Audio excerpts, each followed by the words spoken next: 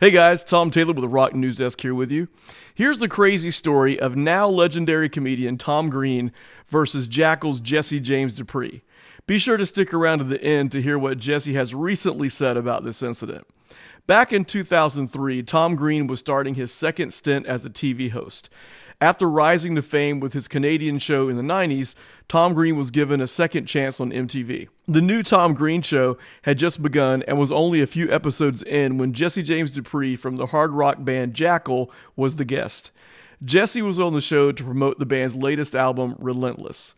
Jesse and Jackyl are well known for using a chainsaw as part of their act and in some of their songs. Tom knew Jesse was bringing his chainsaw to the show.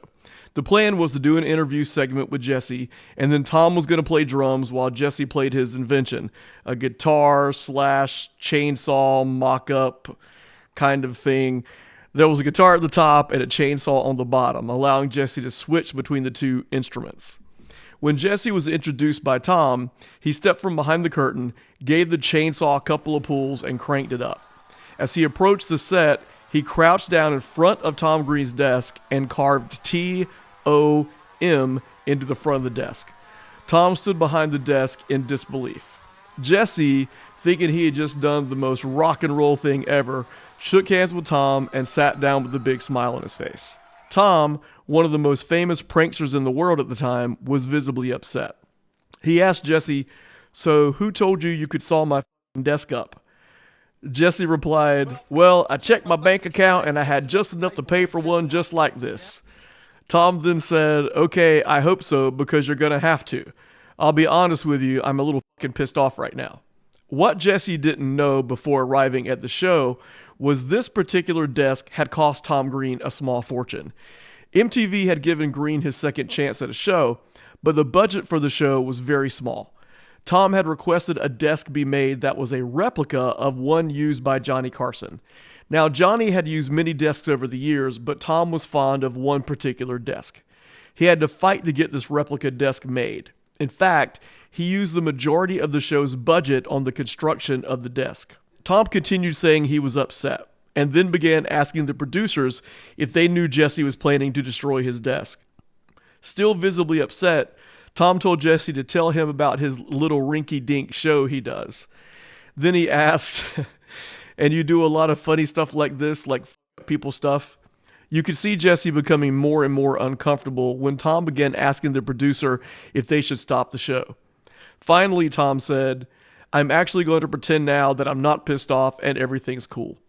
After the interview segment, Tom and Jesse played drums and guitar / chainsaw, respectively, before ending Jesse's appearance on the show. After Jesse was off set, Tom made a comment about Jesse playing music from 15 years ago, held up Jackyl's new album, and then smashed it with a hammer. Several years later, Jesse told the SDR podcast that he ended up paying $8,000 for the desk.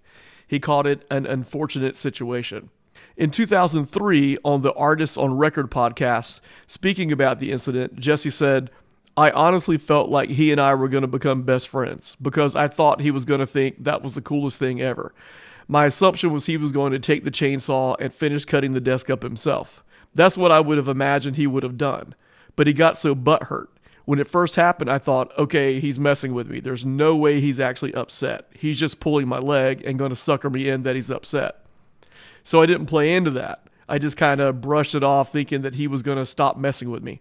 And then I realized, because he was wanting the producer to stop the taping, because he was ready to chew somebody's ass because he thought somebody put me up to it.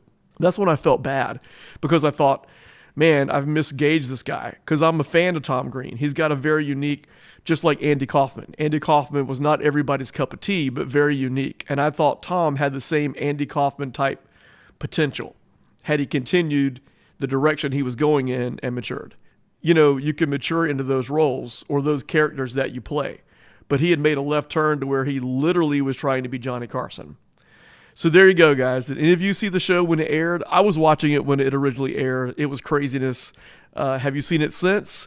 Tell me down below. You guys take care.